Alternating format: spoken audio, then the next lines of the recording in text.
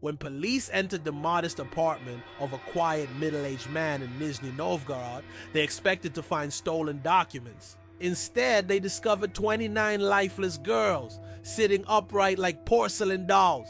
It wasn't a horror movie set. It was real life. In late 2011, Russian police executed a search warrant at a home of Anatoly Moskvin, a 45-year-old historian and linguist. He was being investigated for a string of cemetery desecrations in the region. Gravestones had been vandalized, and locals were growing terrified that someone was disturbing the dead.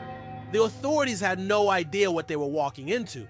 The brilliant recluse Moskvin wasn't a name unfamiliar to the academic world. In fact, many considered him a genius. He was a polyglot fluent in over a dozen languages, a respected expert in Celtic and Slavic folklore, and a published writer. He lived alone in a cramped, cluttered apartment with his elderly parents, surrounded by books, papers, and odd collectibles. He didn't drink, didn't smoke, and rarely socialized. People saw him as eccentric, sure, but harmless. He had an odd passion for graveyards. For years, he wandered through cemeteries across Western Russia, documenting grave sites, studying epitaphs, and publishing niche articles in obscure history journals. His fascination with death was known, but never questioned deeply. But what Anatoly Moskvin did under the cover of night, no one could have imagined. When police entered the apartment, the smell was the first thing that hit them. Damp, musty, and strange. Piles of trash and books were stacked to the ceiling, but what made officers freeze in their tracks were the large human-sized dolls sitting around the home. They were propped on furniture, leaned against walls, tucked into beds, or perched at tables. They wore children's clothing, frilly socks, makeup, ribbons, and had their faces covered in cloth masks or latex painted with cartoon-like expressions. To the untrained eye, they resembled worn-out toys. But one officer noticed something. Off! A doll's hand looked too realistic. The skin tone, the fingernails, something wasn't right. They decided to open one. What they found was the mummified body of a young girl.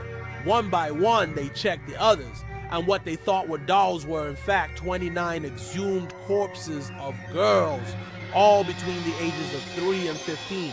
A father of the dead Moskvin was arrested and taken in for questioning. At first, he calmly denied any wrongdoing, but as the evidence mounted, he broke down and confessed everything.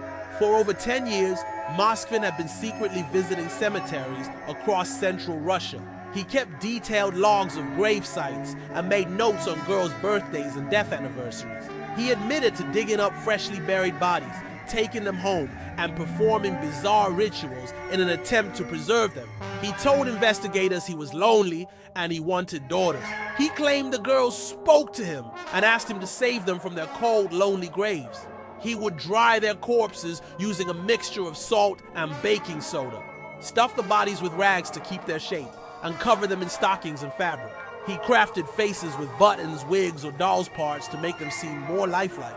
He read to them, watched cartoons with them, and even celebrated their birthdays. He called them his spiritual children, the dark rituals. As the investigation continued, authorities discovered dozens of handwritten journals filled with disturbing details. Ritual symbols, graveyard maps, and conversations he believed he had with the dead girls. Some of the most chilling entries included attempts to revive the girls using ancient occult methods from Slavic mythology. He believed truly that through black magic and prayers, he could bring them back to life. Even worse, Moskvin had letters written to the families of the girls, some begging for forgiveness for taking their daughters' bodies, others rationalizing his actions as rescuing them from death.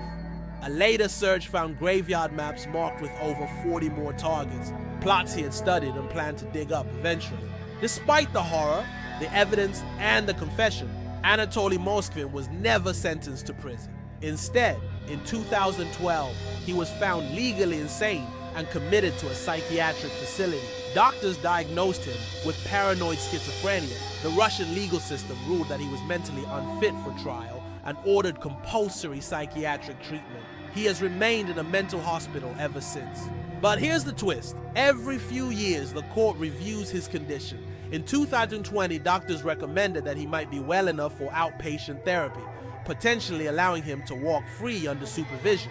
The public outrage was immediate, and the decision was reversed. Still, the possibility remains that Moskvin could one day be released. His parents, who lived with him for years, claimed they never knew what was happening. They believed the dolls were just part of his strange collection and never questioned him.